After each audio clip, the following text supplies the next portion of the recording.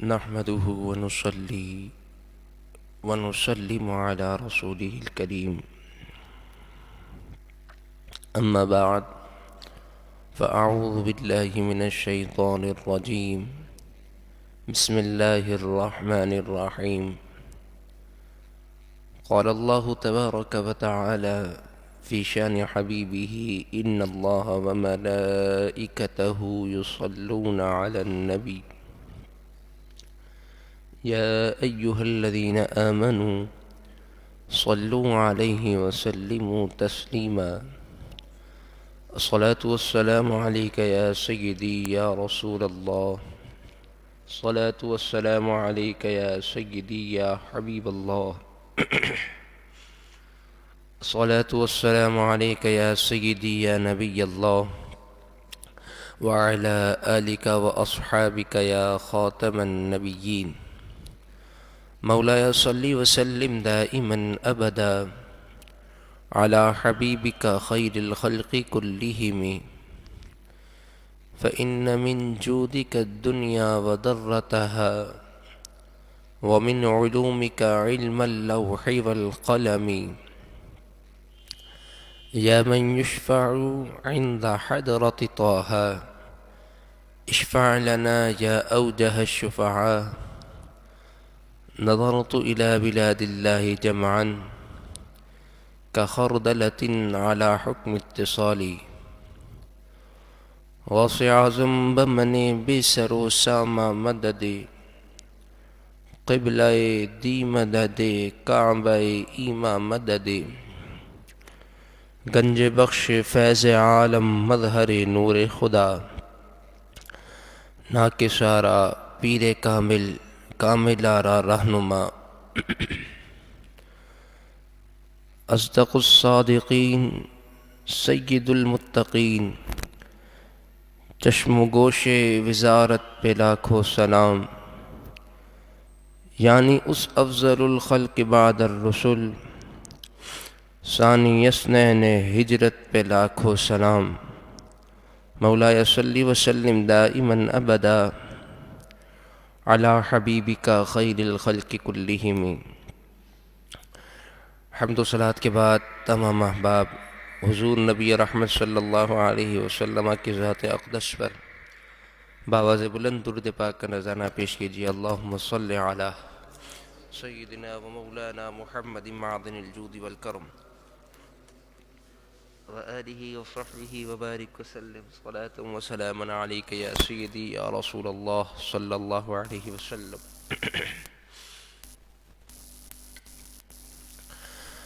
اللہ تبارک و تعالیٰ کا احسان عظیم کہ اس نے ایک مرتبہ پھر ہمیں قرآن کے نور سے منور ہونے کے لیے یہاں جمع فرمایا. اللہ تبارک و تعالیٰ ہمیں قرآن پاک کی برکتوں سے مالا مال فرمائے.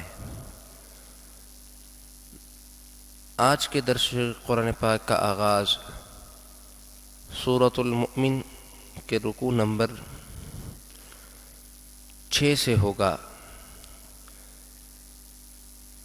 اللہ تبارک و تعالی قرآن مجید فرقان حمید میں ارشاد فرماتا ہے: اعوذ باللہ من الشیطان الرجیم، بسم اللہ الرحمن الرحیم. اللہ کے نام سے شروع جو بڑا مہربان نہایت رحم والا. انا لننصر رسلنا والذین آمنوا فی الحیاۃ الدنیا. رب ذوالجلال ارشاد فرماتا ہے بے شک ہم ضرور مدد فرمائیں گے ہمارے رسولوں کی، یعنی انبیاء اور رسل جتنے ہیں ان کی.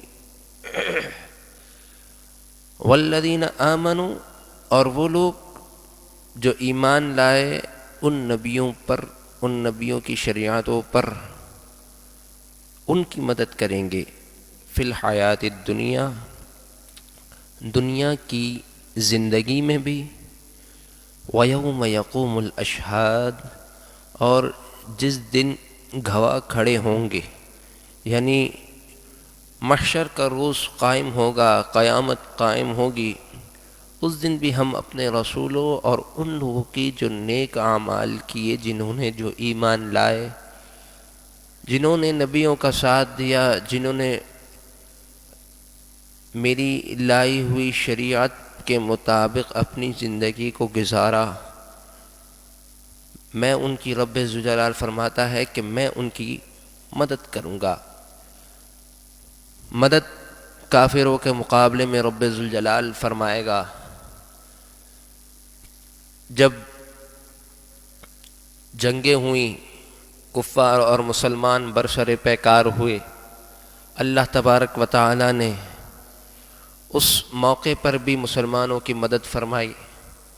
غزوہ بدر کا واقعہ ہے، دیگر غزوات کا واقعہ ہمارے سامنے موجود ہے کہ اللہ تبارک و تعالی نے اپنے برگزیدہ بندوں کی کس طرح مدد فرمائی کافروں کے مقابلے میں۔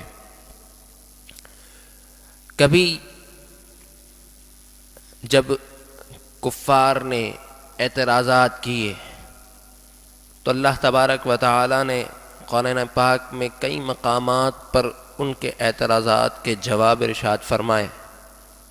تو یہ بھی اللہ تبارک و تعالی کی مدد اور نصرت کا ایک نمونہ ہے۔ یوم لا ينفع الظالمین معذرتهم ولہم اللعنۃ ولہم سوء الدار۔ گواہ کھڑے ہوں گے، وہ کون سا دن ہوگا؟ وہ دن ہوگا جس میں ظالموں کو ان کا بہانہ بھی کام نہ دے گا، نفع نہ دے گا، اور ان کے لیے لعنت ہوگی اور ان کے لیے برا گھر ہوگا۔ اللہ تبارک و تعالیٰ کی رحمت سے دوری ہوگی۔ جو لوگ ظالم ہوئے، جو لوگ ایمان کی دولت سے مشرف نہ ہو پائے، وہ لوگ اس دن اللہ تبارک و تعالیٰ کی رحمت سے دور ہوں گے اور برے گھر میں یعنی جہنم میں ان کا ٹھکانہ ہوگا۔ وَلَقَدْ آتَيْنَا مُوسَى الْهُدَى وَأَوْرَثْنَا بَنِي إِسْرَائِيلَ الْكِتَابَ، اور تحقیق ہم نے موسیٰ علیہ السلام کو روشن نشانیاں عطا فرمائی اور رہنمائی عطا فرمائی۔ وَأَوْرَثْنَا بَنِي إِسْرَائِيلَ الْكِتَابَ، اور بنی اسرائیل کو کتاب کا وارث بنایا۔ جناب سیدنا موسیٰ علیہ السلام، جناب سیدنا عیسیٰ علیہ السلام پر جو اللہ تبارک و تعالی نے آسمانی کتب توریت اور انجیل نازل فرمائی، ان کا بنی اسرائیل کو وارث بنایا کہ تم اس کے وارث ہو، تم نے اس کی حفاظت کرنی ہے۔ دیگر انبیاء علیہ السلام پر جو صحائف نازل ہوئے، ان کا وارث بنایا بنی اسرائیل کو کہ تم نے ان کی حفاظت کرنی ہے۔ ھدی و ذکریٰ لأولی الالباب، اس میں ہدایت ہے اور نصیحت ہے عقل والوں کے لیے۔ جو عقل سے کام لے، تدبیر سوچ سمجھ کے غور و فکر کر کے کوئی فیصلہ لے، وہ ضرور یہ جان لے گا کہ دین اسلام ہی حق مذہب ہے۔ جب اس کے پاس انبیاء علیہ السلام ایمان قبول کرنے، ایمان کی دعوت پیش کی، اور اگر وہ عقل مند شخص ہوگا تو وہ ضرور اس کو قبول کرے گا۔ بظاہر جو کفار تھے یوں تو بہت عقل مند تھے، لیکن ان کی عقلوں نے انہیں کوئی فائدہ نہ پہنچایا جب ان پر دین کے احکام، حقانیت دین واضح ہو گئی اور اس کو قبول کرنے سے قاصر رہے، تو گویا کہ ان کی آنکھوں کے سامنے ایسے پردے آ گئے کہ ان کی عقلیں زائل ہو گئی، کیونکہ وہ حق کو قبول کرنے سے قاصر رہے۔ فاصبر ان وعد اللہ حق، اے محبوب صلی اللہ علیہ وسلم صبر کیجئے، ان وعد اللہ حق، بے شک اللہ تبارک و تعالی کا وعدہ سچا ہے۔ اللہ تبارک و تعالی نے آپ کی مدد ضرور فرمانی ہے۔ واستغفر لذنبک، اور اپنوں کے گناہوں کی معافی چاہو۔ واستغفر لذنبک، اپنوں کے گناہوں کی معافی چاہو، کہ آپ اپنی امت کے لیے توبہ اور استغفار میں ہمیشہ مصروف رہتے اور رب ذوالجلال کی بارگاہ میں یہی دعا فرماتے ہیں، اے میرے رب میری امت کو بخش دے اور اس کا معاملہ میرے سپرد فرما۔ ربی حبلی امتی، اے میرا رب میری امت کا معاملہ میرے سپرد فرما۔ وسبح بحمد ربک بالعشی والابکار، اور اپنے رب کی تسبیح بیان کرو، اس کی حمد بیان کرو صبح و شام۔ یہاں صبح و شام سے مراد 5 وقتہ نماز بھی ہے، کہ اس کے لیے جب ندا ہو، اذان ہو، تو تم مسجد میں آ جاؤ اور نماز 5 گانہ کی پابندی کے ساتھ اسے ادا کرو۔ ان الذین یجادلون فی آیات اللہ، بے شک وہ لوگ جو اللہ تبارک و تعالی کی آیتوں نشانیوں میں جھگڑتے ہیں، بغیر سلطان اتاہم، اور ان کا جو لڑنا ہے وہ بغیر کسی سند کے ہے، جب ان کے پاس کوئی آیت آتی، جب بھی اللہ تبارک و تعالیٰ کے احکامات، اس کی نشانیاں نازل ہوتی تو وہ بغیر دلیل کے، بغیر کسی وجہ کے اس پر اعتراض کرتے، اس میں جھگڑتے کہ یہ صحیح نہیں ہے، یہ فلاں نہیں ہے، نعوذ باللہ من ذالک۔ ان فی صدورہم الا کبر ما ہم ببالغہ، ان کے دلوں میں نہیں ہے مگر بڑائی کی ہوس، جسے نہ پہنچے گی۔ یعنی کفار و مشرکین، یہود و نصارہ غرور و تکبر کے دلدل میں اتنا پھنس چکے تھے کہ وہ اس وجہ سے ہر چیز پر اعتراض کرتے تھے۔ قرآن پاک کے کوئی احکام نازل ہوئے، اس پر انہوں نے کلام کیے، جہاد کا حکم نازل ہوا، اس پر بات چیت کی، اس پر کلام کیے، اور دیگر بہت سی چیزوں میں نبی پاک صلی اللہ علیہ وسلم کے پاس آتے اور آپ سے نازیبہ الفاظ کہتے، فاستعذ باللہ، تو تم اللہ کی پناہ مانگو، انہ هو السمیع البصیر، بے شک وہی سننے والا، جاننے والا ہے، دیکھنے والا ہے۔ لخلق السماوات والارض اکبر من خلق الناس، بے شک زمین و آسمان کا پیدا کرنا یہ بڑا ہے، من خلق الناس، لوگوں کو پیدا کرنے سے، ولیکن اکثر الناس لا یعلمون، لیکن اکثر لوگ وہ نہیں جانتے۔ جو لوگ بعث بعد الموت، موت کے بعد دوبارہ زندہ کیے جائیں گے، جو لوگ اس کے قائل نہیں، اس کے رد میں یہ آیہ مبارکہ نازل ہوئی کہ اللہ تبارک و تعالی نے زمین و آسمان کو جو بنایا یہ بہت بڑا ہے، یہ بہت بڑا واقعہ ہے، اس کے مقابلے میں کہ اللہ تبارک و تعالی کسی انسان کو زندہ کرے، پیدا کرے۔ یعنی انسان کو اور آسمان اور زمین کو کمپیریزن کیا جائے تو آسمان اور زمین کو پیدا کرنا، اس کی تخلیق کرنا، یہ سب سے بڑا امر ہے۔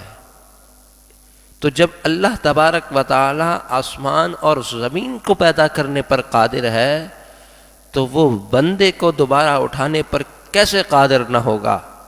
وہ ضرور اس بات پہ بھی قادر ہے کہ وہ دوبارہ بھی زندہ کرے، لیکن اکثر لوگ وہ جانتے نہیں،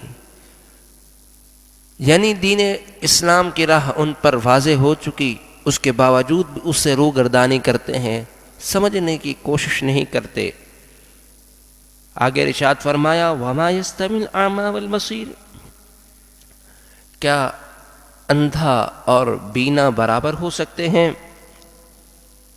یعنی جاہل لوگ اور وہ لوگ جو عالم ہیں کیا برابر ہو سکتے ہیں؟ ہرگز نہیں۔ والذین آمنوا وعملوا الصالحات ولا المسیء، اور وہ لوگ جو ایمان لائے اور نیک اعمال کیے وہ برابر ہو سکتے ہیں بدکار کے؟ یعنی مومن صالح اور بدکار شخص کیا برابر ہو سکتے ہیں؟ ہرگز نہیں۔ قلیلا ما تتذکرون، تھوڑے لوگ ہیں جو نصیحت کو قبول کرتے ہیں، جو دھیان کرتے ہیں، جو غور و فکر کرتے ہیں۔ ان الساعۃ لآتیۃ لا ریب فیہا، بے شک قیامت ضرور آئے گی، اس میں کوئی شک نہیں۔ لا ریب فیہا، اس میں کوئی شک نہیں۔ ولکن اکثر الناس لا یؤمنون، لیکن اکثر لوگ وہ ایمان نہیں لاتے، یعنی دوبارہ اٹھنے کے قائل نہیں ہیں۔ اللہ تبارک و تعالی دوبارہ زندہ فرمائے گا، اس بات کہ وہ قائل نہیں ہیں، وہ ایمان اس پر نہیں لاتے۔ وقال ربکم ادعونی استجب لکم، تمہارا رب فرماتا ہے ادعونی، مجھ سے دعا کرو، استجب لکم، میں تمہاری دعا کو قبول کروں گا۔ ان الذین یستکبرون عن عبادتی، بے شک وہ لوگ جو میری عبادت سے تکبر کرتے ہیں، میری عبادت کرنے میں تکبر کرتے ہیں، سیدخلون جہنم داخرین، عن قریب وہ سب جہنم میں ذلیل ہو کر داخل ہوں گے۔ یہاں پر دعا کی قبولیت کا ذکر ارشاد فرمایا۔ مفسرین فرماتے ہیں اس کے قبول کے چند شرائط ہے۔ نمبر 1 اخلاص، نمبر 2 جب بھی دعا کی جائے تو ذہن کسی اور طرف مشغول نہ ہو، رب ذوالجلال کی طرف ہی مشغول ہو۔ نمبر 3 جب بھی رب ذوالجلال سے دعا کی جائے وہ شرعاً ممنوع، منع نہ کی گئی ہو۔ نمبر 4 جب بھی دعا کرے اس یقین کے ساتھ کرے کہ اللہ تبارک و تعالیٰ کی رحمت سے یہ دعا ضرور پوری ہوگی، یعنی اللہ تبارک و تعالیٰ کی ذات پر کامل یقین کے ساتھ دعا کرے، کامل یقین کے ساتھ رب ذوالجلال کی بارگاہ میں اپنی حاجات کو طلب کرے۔ اور نمبر 5 شکایت نہ کرے کہ اللہ تبارک و تعالی سے میں نے یہ مانگا اس نے عطا نہیں کیا، اے اللہ میں نے تجھ سے یہ طلب کیا تو نے عطا نہیں کیا، یہ شکایت نہ کرے۔ یہ 5 چیزیں ہیں، ان کو ملحوظ خاطر رکھ کے دعا کی جائے تو اللہ تبارک و تعالی ضرور پوری فرمائے گا اپنے فضل سے۔ فرمایا ادعونی، تم مجھ سے دعا کرو، استجب لکم، میں تمہاری دعا کو قبول کروں گا۔ حدیث مبارکہ میں ہے، سوال ہے کہ ہم تو دعا کرتے ہیں ان 5 شرائط کے ساتھ بھی کریں تب بھی ہماری دعا قبول نہیں ہو۔ حدیث مبارکہ میں ارشاد ہوتا ہے کہ دعا کرنے والے کی دعا قبول ہوتی ہے، دعا کبھی رد نہیں ہوتی، ہمیشہ قبول ہوتی ہے۔ یا تو دنیا میں ہی اسے اجر مل جاتا ہے، یعنی اس کا اثر جو اس نے دعا کی اس کی قبولیت کا اثر اسے دنیا میں ہی مل جاتا ہے، اور اگر اسے دنیا میں نہیں ملتا تو آخرت میں اس کے لیے وہ ذخیرہ ہو جاتی ہے۔ بروز محشر ایک شخص اس کے نامہ اعمال تولے جا رہے ہوں گے تو وہ دیکھے گا کہ اس کے نامہ اعمال میں پہاڑ برابر نیکیاں ہوں گی، تو وہ رب ذوالجلال کی بارگاہ میں عرض کرے گا، اے میرے رب، میں نے یہ نیکیاں تو نہیں کی، یہ کون سی نیکیاں ہیں؟ تو رب ذوالجلال ارشاد فرمائے گا، یہ وہ دعائیں ہیں جو تیری دنیا میں قبول نہیں ہوئی تھی، اس کا ثمرہ تجھے یہاں مل رہا ہے۔ تو وہ شخص تمنا کرے گا کہ کاش کوئی بھی دعا میری قبول نہ ہوتی، میں اتنی ساری نیکیوں کا اور مالک ہو جاتا۔ اللہ تبارک و تعالی کی رحمت بڑی وسیع ہے۔ اللہ تبارک و تعالی کی ذات پر کامل بھروسہ اور یقین کی دولت جب مل جائے تو بندہ پوری زندگی سکون اور اطمینان کے ساتھ گزار دیتا ہے۔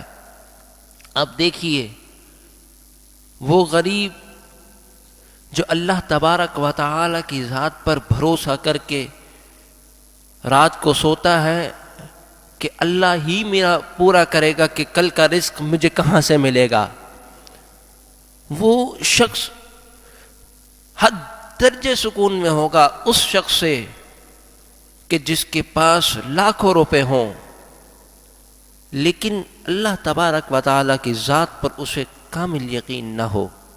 وہ سکون میں ہوگا، اطمینان میں ہوگا۔ یہ ہمارا مشاہدہ بھی ہے اور بہت سی مثالیں آپ لوگوں نے بھی دیکھی ہوں گی کہ غریب جتنا سکون میں ہوتا ہے امیر اتنا سکون میں نہیں ہوتا۔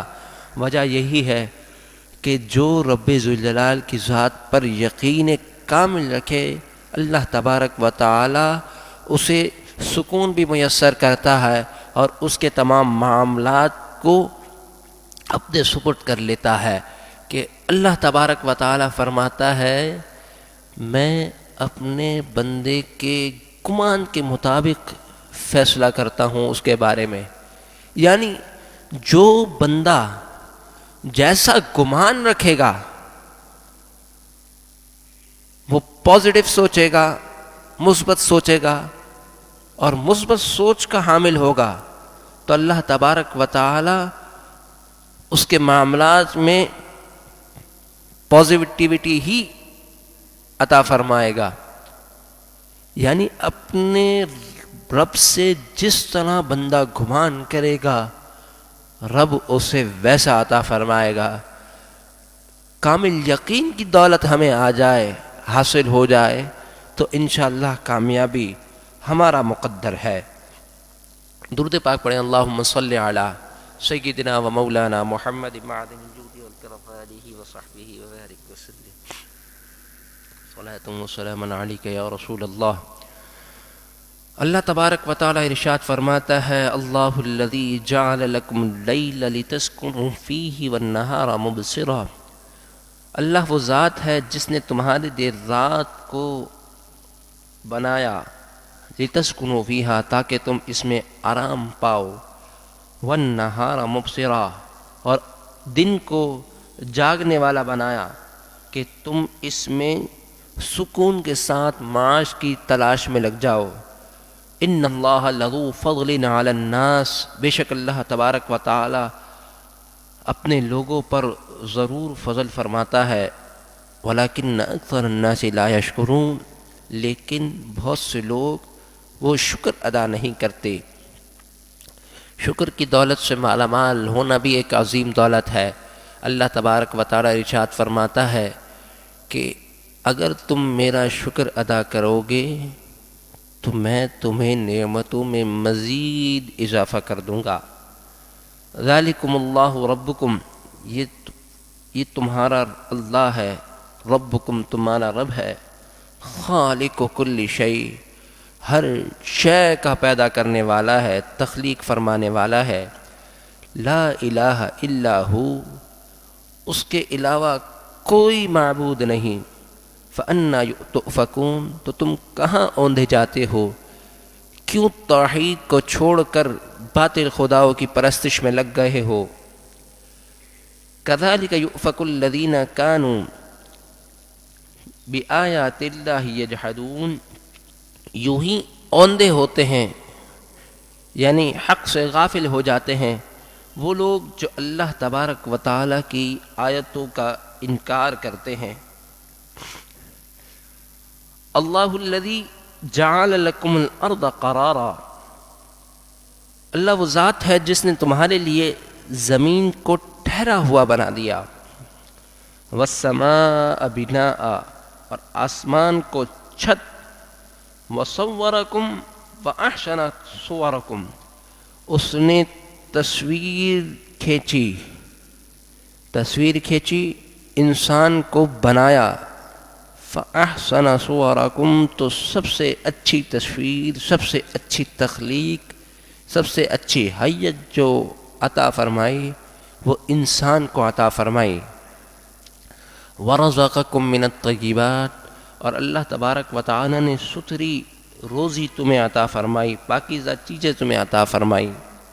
ذالکم اللہ ربکم یہ اللہ تبارک و تعالی تمہارا رب ہے جس نے ان تمام نعمتوں سے تمہیں مالا مال کیا۔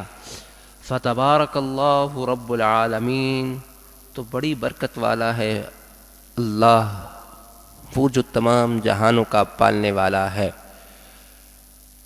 هو الحی وہی زندہ ہے،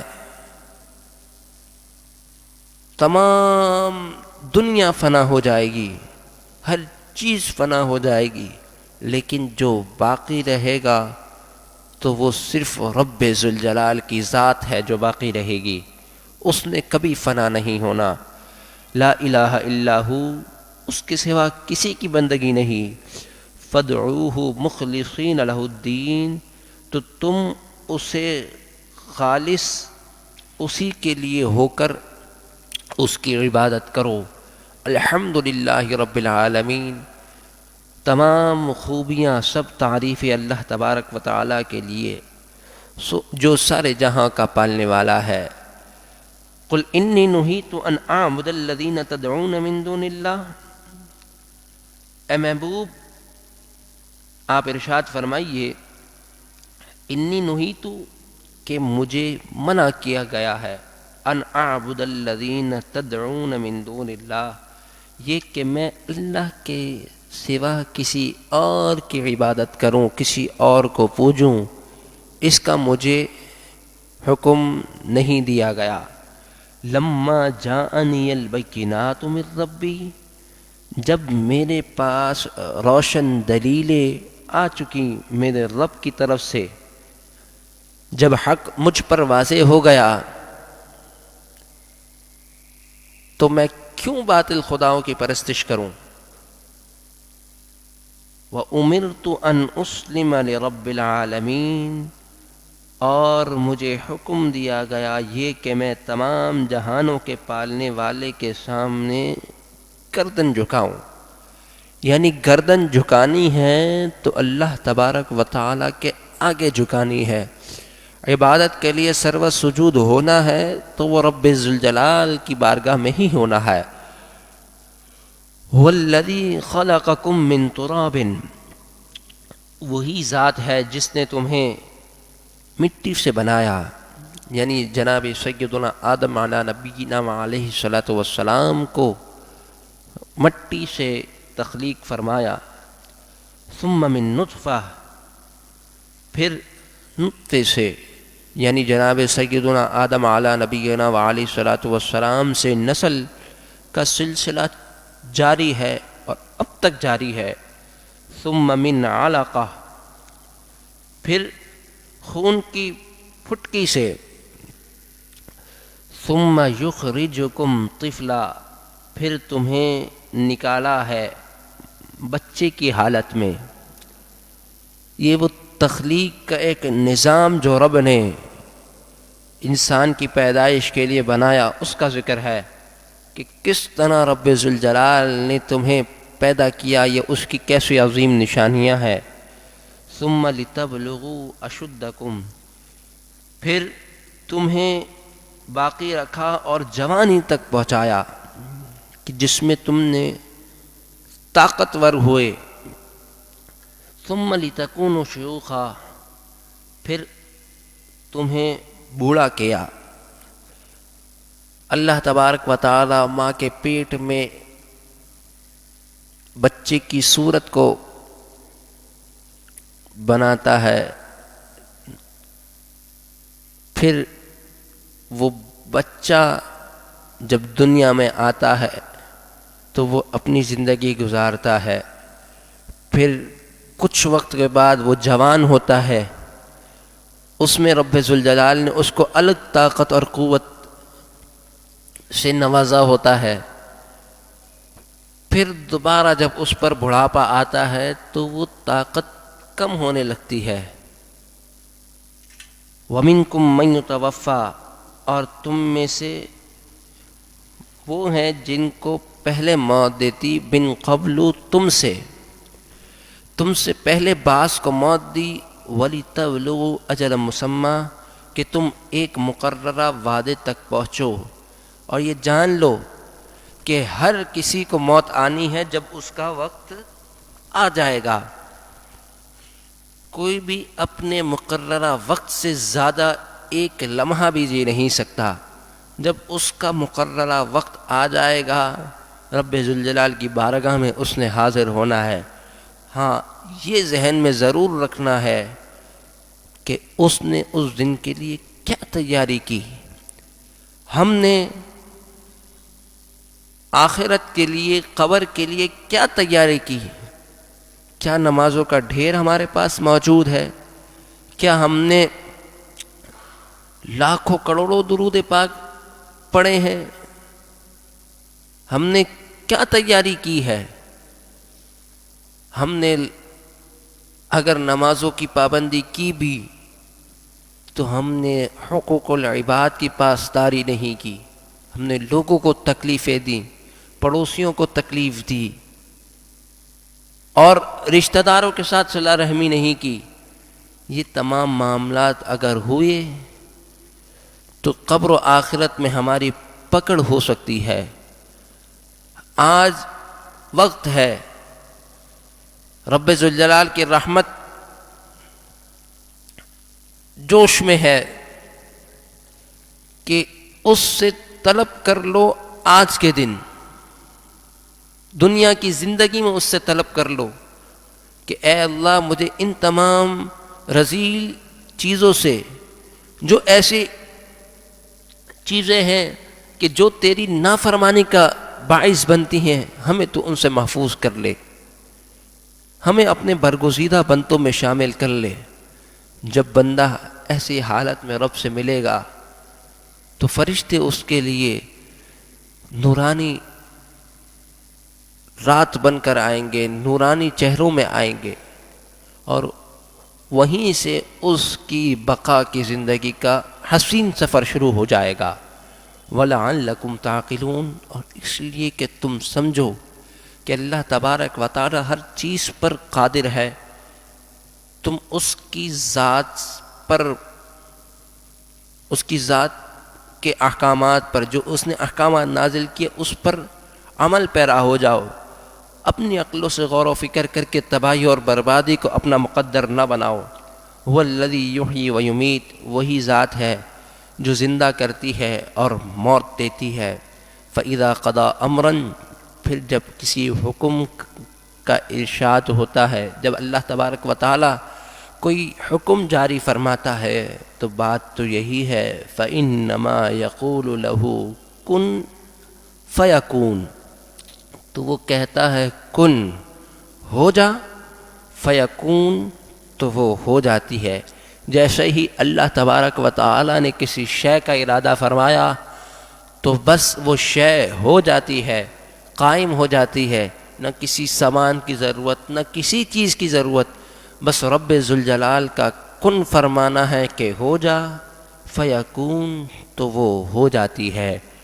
الم تر الی الذین یجادلون فی آیات اللہ، کیا تم نے نہ دیکھا ان لوگوں کی طرف جو اللہ تبارک و تعالیٰ کی آیتوں میں جھگڑتے ہیں؟ انا یصرفون، کہاں پھرے جاتے ہیں؟ حق سامنے ہے، واضح ہے، پھر کیوں حق کو قبول نہیں کرتے؟ الذین کذبوا بالکتاب، وہ لوگ جو کتاب کو جھٹلاتے ہیں، یعنی قرآن مجید فرقان حمید کو جھٹلاتے ہیں۔ وَبِمَا أَرْسَلْنَا بِهِ رُسُلَنَا، اور جو ہم نے اپنے رسولوں کے ساتھ بھیجا اس کو جھٹلاتے ہیں۔ فَسَوْفَ يَعْلَمُونَ، تو عن قریب وہ جان لیں گے کہ جس چیز کو انہوں نے جھٹلایا اس جھٹلانے کا انجام کیا ہوگا۔ وہ جہنم میں داخل کر دیے جائیں گے، اور وہ جہنم کیسی ہوگی؟ اذ الاغلال فی اعناقہم والسلاسل، جہنم میں ان کی گردنوں میں طوق ہوں گے، والسلاسل، اور زنجیریں ہوں گی، یسحبون، وہ اس سے گھسیٹے جائیں گے، فی الحمیم، کھولتا ہوا پانی ہوگا، ثم فی النار یسجرون، پھر آگ میں دھکائے جائیں گے۔ ثم قیل لہم این ما کنتم تشرکون، پھر ان سے فرمایا جائے گا کہاں گئے وہ لوگ جنہیں تم شریک ٹھہراتے تھے، کہاں گئے وہ بت جنہیں تم شریک ٹھہراتے تھے اللہ تبارک و تعالیٰ کے سوا، من دون اللہ، اللہ کے مقابلے میں۔ قالوا ضلوا عنا، وہ کافر کہیں گے کہ ہم سے وہ گم ہو گئے۔ بل لم نکن ندعو من قبل شیئا، بلکہ ہم پہلے کچھ پوچھتے ہی نہ تھے، یعنی ہم کچھ پوچھتے ہی نہ تھے۔ اس سے وہ اقرار کر رہے ہوں گے، کس بات کا اقرار؟ کہ اے مالک، ہم نے تیری عبادت سے غافل ہو کر جن باطل خداؤں کو پوجا، عبادت کی، تو وہ تو ہم نے کسی کو پوجا ہی نہیں، ہم تو ایک بت کے سامنے بس اپنے ماتھے رگڑ رہے تھے، اصل عبادت تو تیری تھی جو اس سے ہم غافل رہے۔ کذالک یضل اللہ الکافرین، اللہ تبارک و تعالی اسی طرح کافروں کو گمراہ کرتا ہے۔ اللہ تبارک و تعالی ہمیں جہنم کے عذاب سے محفوظ فرمائے، ہمیں، ہماری نسلوں کو، پوری امت مسلمہ کو جہنم کے عذاب سے محفوظ فرمائے، اور ہماری نسلوں میں ہمیشہ ہمارا خاتمہ بالخیر فرمائے، ہماری نسلوں میں بھی ایمان اور عاشق رسول پیدا فرمائے، اور سب کا خاتمہ ایمان کی حالت میں فرمائے۔ ذالکم بما کنتم تفرحون فی الارض بغیر الحق وبما کنتم تفرحون، اور یہ جو عذاب تم پر ہوا یہ بدلہ ہے، کس چیز کا بدلہ؟ تفرحون فی الارض بغیر الحق، جو تم زمین میں باطل پر خوش ہوتے تھے اس چیز پر جو حق نہیں ہے۔ وَبِمَا كُنْتُمْ تَفْرَحُونَ، اور یہ جو تم پر عذاب ہوگا جہنم میں، یہ اس کا بدلہ ہے جو تم اتراتے تھے، تکبر کرتے تھے۔ ادخلوا ابواب جہنم، ارشاد ہوگا تم سب کے سب جہنم میں داخل ہو جاؤ، خالدین فیہا، اس میں ہمیشہ رہو گے، فبئس مثوى المتکبرین، تو کیا ہی برا ٹھکانہ ہے مغرور لوگوں کا، متکبر لوگوں کا۔ اللہ تبارک و تعالی ہمیں تکبر جیسی رذیل خصلت سے ہماری حفاظت فرمائے، اور عاجزی اور انکساری کا ہمیں پیکر فرمائے۔ فاصبر، تو تم صبر کرو، ان وعد اللہ حق، بے شک اللہ کا وعدہ سچا ہے، اس کا وعدہ ضرور آنے والا ہے۔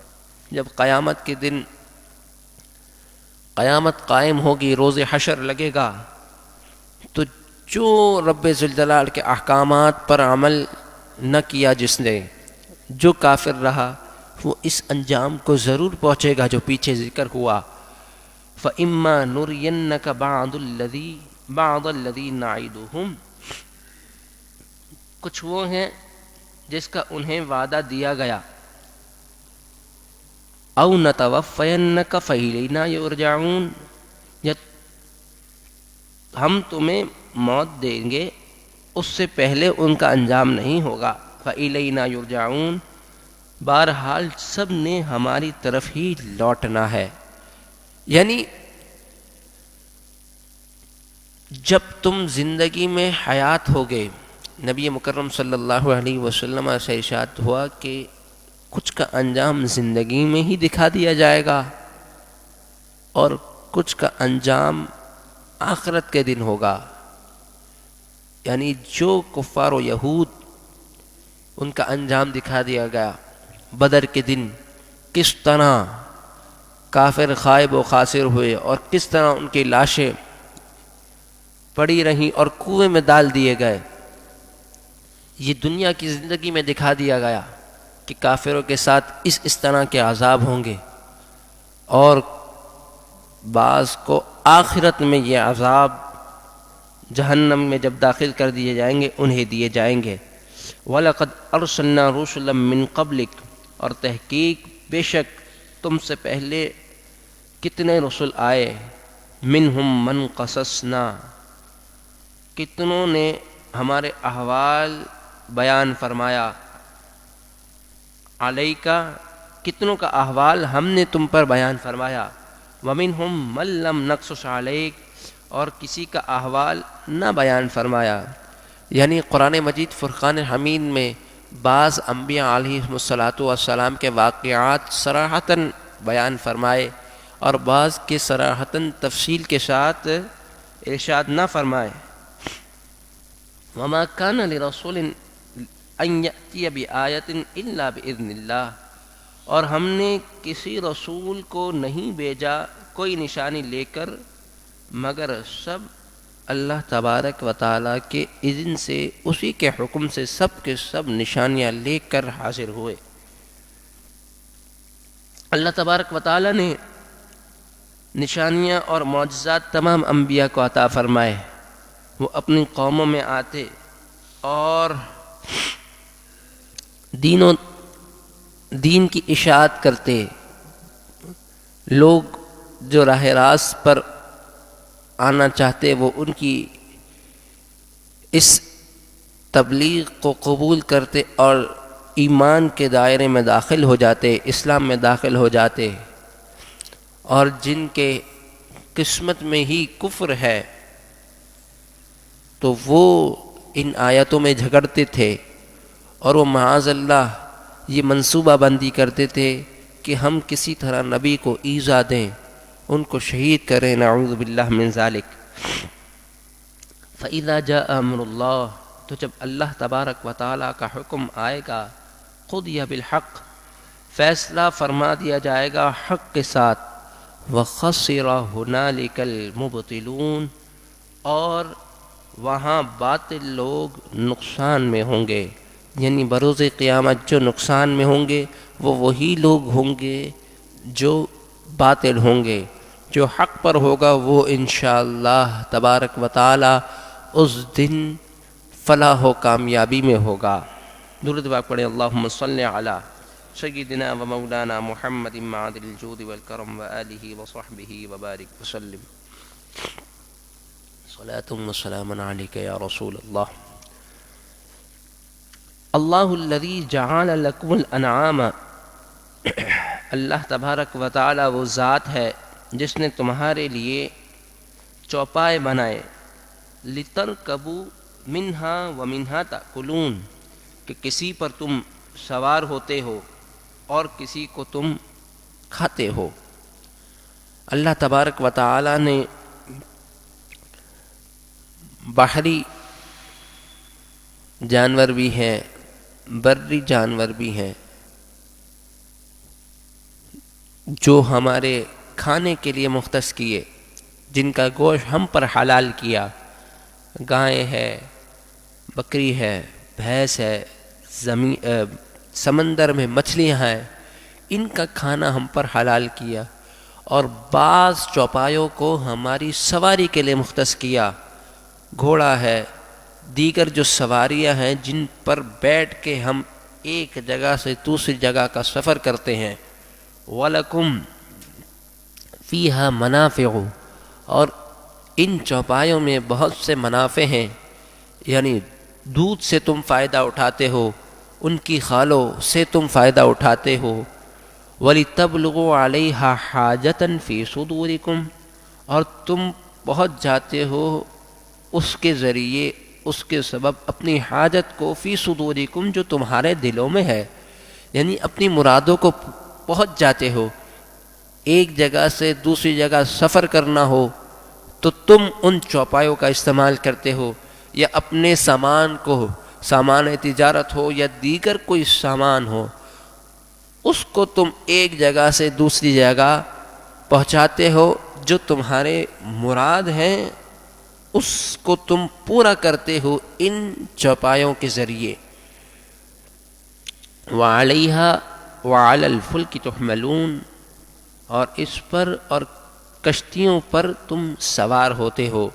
سمندر کا جب سفر کرنا ہو تو تم کشتی کے ذریعے اپنی منزل پر پہنچتے ہو، اور زمینی سفر کرنا ہو تو تم ان سواریوں کے ذریعے، اونٹ، گھوڑا اور خچر وغیرہ، ان کو تم جو ہے نا اپنا سفر کے لیے تم اس کو مقرر کرتے ہو، اور ایک جگہ سے دوسری جگہ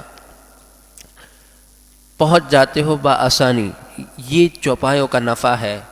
آج تو جدید زمانہ ہے، آج کا سفر گھوڑوں اور اونٹ کے مقابلے میں گاڑیوں پر ہو گیا، اور مزید سفر آسان ہو گیا۔ وَيُرِيكُمْ آيَاتِهِ، اور اللہ تبارک و تعالیٰ تمہیں اپنی نشانیاں دکھاتا ہے۔ فَأَيَّ آيَاتِ اللَّهِ تُنْكِرُونَ، تو اللہ کی کون سی نشانی کا انکار کرو گے؟ اتنی نشانیاں ہیں، تم انکار کر کر کے تھک جاؤ گے، رب ذوالجلال کی ایک اور نشانی تمہارے سامنے آ جائے گی۔ حق تو یہ ہے کہ تم حق کو تسلیم کر لو، اللہ کی نشانیوں کو تسلیم کر لو، اور دین اسلام میں پورے کے پورے کامل طور پر داخل ہو جاؤ، یہی تمہارے لیے بہتر ہے۔ افلم یسیروا فی الارض، کیا انہوں نے زمین کا سفر نہ کیا کہ وہ زمین پر سفر کریں؟ فینظروا، تو وہ دیکھیں، کیف کان عاقبۃ الذین من قبلہم، کیسا انجام ہوا ان سے پہلے لوگوں کا۔ کانوا اکثر منہم، وہ آج کی تعداد میں تم سے زیادہ کثرت میں تھے، واشد قوہ، اور طاقت میں بھی تم سے زیادہ تھے، وآثارا فی الارض، اور زمین میں نشانیاں ان سے زیادہ تھیں۔ فما اغنی عنہم ما کانوا یکسبون، تو ان کے کیا کام آیا جو انہوں نے کمایا؟ انہوں نے مال و دولت کمائی تو کچھ کام ان کے نہ آیا، کثرت میں بھی تھے، قوت میں بھی زیادہ تھے، تب بھی اللہ تبارک و تعالیٰ کے عذاب سے نہ بچ سکے۔ فلما جاءتهم رسلهم بالبینات، پس جب ان کے پاس ان کے رسول روشن نشانیاں لے کر آئے، دلیلیں لے کر آئے، فرحوا بما عندهم من العلم، تو وہ اسی پر خوش رہے جو ان کے پاس دنیا کا علم تھا۔ جب اللہ تبارک و تعالیٰ کے رسول اپنی امت کو پیغام رب ذوالجلال دینے کے لیے تشریف لے گئے، تو وہ اپنے آبا کے دین پر رہے یا دنیاوی علم تھا، صرف اسی پر خوش رہے جو اللہ تبارک و تعالیٰ کے احکامات تھے، اس پر التفات نہیں کیا، اس کی طرف متوجہ ہوئے ہی نہیں۔ وَحَاقَ بِهِم مَّا كَانُوا بِهِ يَسْتَهْزِئُونَ، اور انہی پر الٹ پڑا جس کی ہنسی بناتے تھے. یعنی وہ اللہ تبارک و تعالیٰ کے احکامات جو انبیاء ان کے پاس لے کر آئے ان کا وہ مذاق بناتے تھے. نعوذ باللہ من ذالک.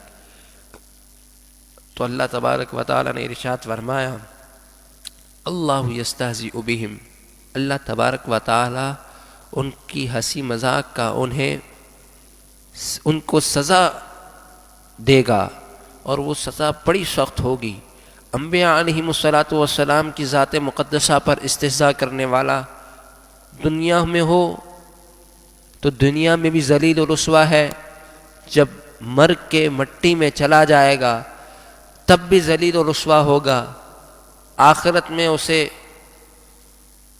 اسفل السافلین کے درجوں میں داخل کر کے عذاب دیا جائے گا. جو انبیاء علیہم السلام کی شان میں بے ادبی کرے، جو گستاخی کرے، وہ کبھی کامیاب نہیں ہو سکتا.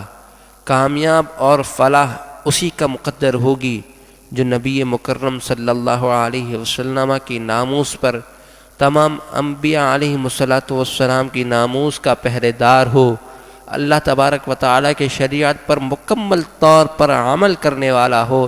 فلاح اور کامیابی اسی کا مقدر ہے. فلما رأوا بأسنا،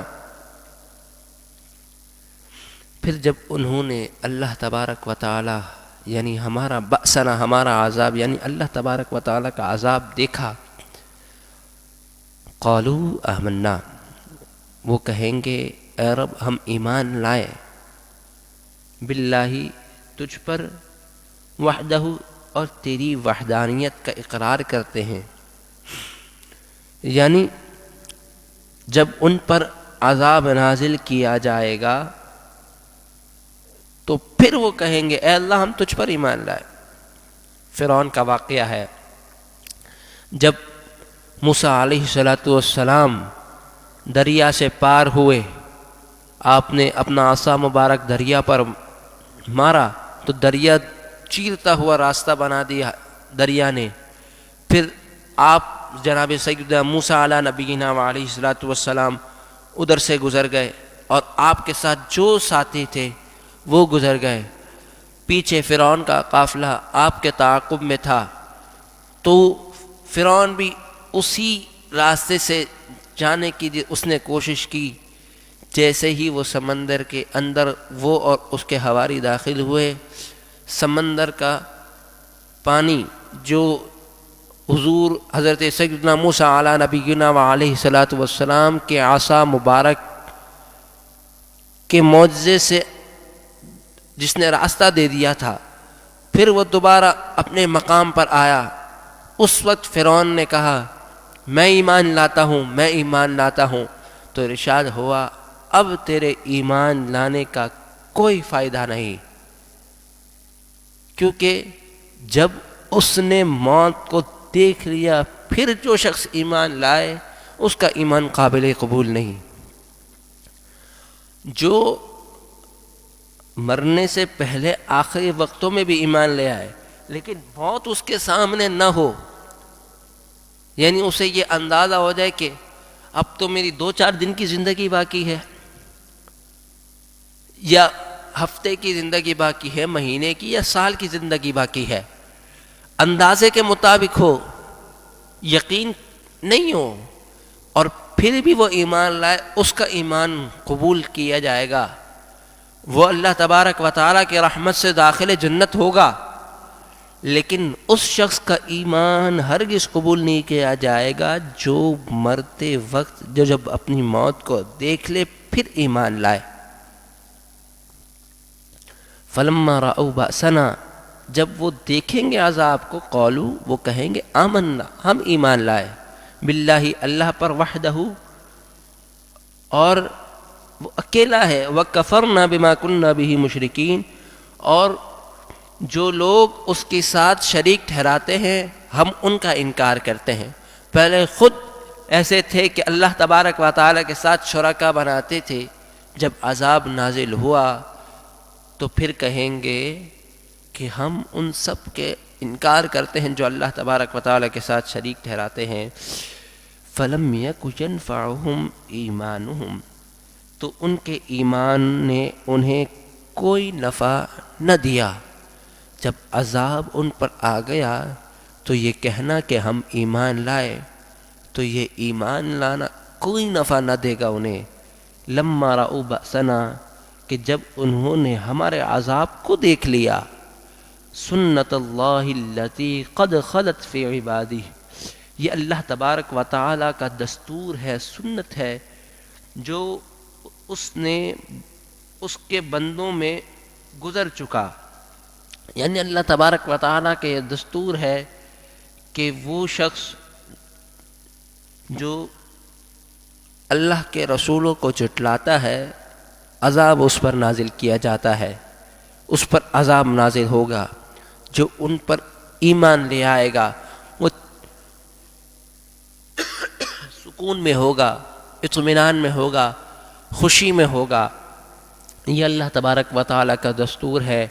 وَخَسِرَ هُنَالِكَ الْكَافِرُونَ، اور کافر اس دن گھاٹے میں رہیں گے، نقصان میں رہیں گے۔ نقصان اس دن کافروں کا ہوگا۔ حقیقتاً فائدہ اسی شخص کا ہے اور کامیاب وہی شخص ہے جو ایمان کی دولت سے اس دنیا سے اٹھا لیا جائے گا، اگرچہ وہ گناہگار ہو۔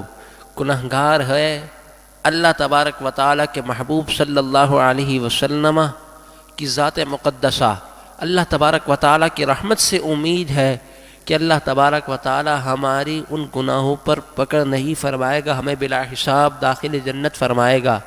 لیکن شرط یہ ہے کہ جب دنیا سے جائیں تو ایمان کی حالت میں اس دنیا سے جائیں۔ اللہ تبارک و تعالی ہمیں خاتمہ بالخیر کی دولت سے مشرف فرمائے۔ گناہ کرنا، جب ایمان کی حالت پہ بندہ دنیا سے چلے جاتا ہے، پتہ ہے، تو پھر اتنی زجر اور توبیخ گناہوں کے کرنے پر کیوں، وعیدیں کیوں، کبیرہ گناہ پر اتنی سزائیں کیوں؟ وجہ یہ ہے کہ جب بندہ ان میں ملوث ہو جاتا ہے تو اس کا دل اتنا سیاہ ہو جاتا ہے، اتنا سیاہ ہو جاتا ہے کہ پھر وہ حق کو پہچان نہیں سکتا۔ آج آپ دیکھیے کہ خرافات جو دنیا میں عام ہو چکے ہیں، ہر بندہ اپنے موبائل میں جو چیزیں دیکھ رہا ہے ان میں بعض ایسی چیزیں ہیں کہ جو ایمان کو ضائع کر دیتی ہیں۔ ایسے الفاظ کو وہ سن لیتا ہے، پھر وہ موسیقی کی صورت میں اپنی زبان پر جاری بھی کر دیتا ہے، نعوذ باللہ من ذالک، اور اس میں کفری الفاظ ہوتے ہیں۔ علم نہ ہونے کی وجہ سے وہ اسے کہتا رہتا ہے اور اپنے ایمان سے وہ خارج ہو جاتا ہے، نعوذ باللہ من ذالک۔ ایسے خرافات دنیا میں ہیں۔ اگر ہم نے دین کا علم نہیں سیکھا، ہم نے اپنے عقائد کو مکمل طور پر نہیں سیکھا کہ اللہ تبارک و تعالیٰ کی ذات کے لیے ہمیں کیا عقیدہ رکھنا چاہیے، نبی مکرم صلی اللہ علیہ وسلم دیگر انبیاء کے لیے ہمیں کیا عقیدہ رکھنا چاہیے، کہ کیا چیز ان کی شان کے لائق ہے، کیا چیز ان کے شان کے لائق نہیں، ہمیں پتہ ہی نہیں ہوگا تو ہم تو جو سنیں گے وہ بھی گاتے جائیں گے، پڑھتے جائیں گے، تو پھر کیا ہوگا کہ ہمیں پتہ بھی نہیں ہوگا، ہمارے اعمال بھی ضائع ہو جائیں گے اور ہمارا ایمان بھی لے لیا جائے گا۔ تو جو گناہ کبیرہ اور دیگر گناہوں سے بچنے کے لیے جو وعیدیں ارشاد ہوئیں وہ اسی لیے ہوئیں کہ تمہارے دل سیاہ نہ ہو۔ اگر سیاہ ہو گئے تو حق اور باطل میں فرق کرنے میں تم مشکل میں آ جاؤ گے، اور اگر اس سیاہ دل کی وجہ سے تم نے باطل کو حق سمجھ لیا تو برباد. اور اگر ہم نیکوکار رہے، ان گناہوں سے بچتے رہے، ایک تو اللہ تبارک و تعالی کے رحمت سے داخل جنت ہوں گے، اور اس یقین اور ارادے کے ساتھ اس دنیا سے جائیں گے کہ ہم مکمل ایمان کے خاتمے کے ساتھ جو اللہ تبارک و تعالی کی عقیدہ تھا، ذات کا حق تھا، جو ہمیں جاننا ضروری تھا، ہم نے اس کی پوری پاسداری کی، یہ ہمیں معلوم ہوگا تو ہم پر اطمینان ہو کر، اطمینان کے ساتھ، سکون کے ساتھ، یقین کی دولت کے ساتھ اس دنیا سے جائیں گے. تو اتنا یقین ضرور ہوگا کہ اللہ تبارک و تعالیٰ کی رحمت سے داخل جنت ضرور ہوں گے.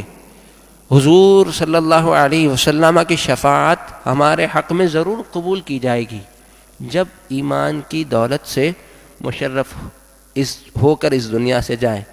تو یہ گناہوں کی نحوست سے کبھی کبھار ایسا بھی ہوتا ہے کہ ایمان سلب کر لیا جاتا ہے، بندہ کو شعور بھی نہیں ہوتا. اللہ تبارک و تعالی ان تمام ہمیں خاتمہ بالخیر کی دولت سے مالا مال فرمائے. مولا کریم ہمیں تمام گناہوں سے محفوظ فرمائے، اپنی رضا والے کام کرنے کی توفیق عطا فرمائے، اپنے محبوب پاک صلی اللہ علیہ وسلم کے رضا والے کام کرنے کی توفیق عطا فرمائے. اللہ تبارک و تعالی سے دعا ہے جو کچھ سنا اس پر عمل کی توفیق عطا فرمائے.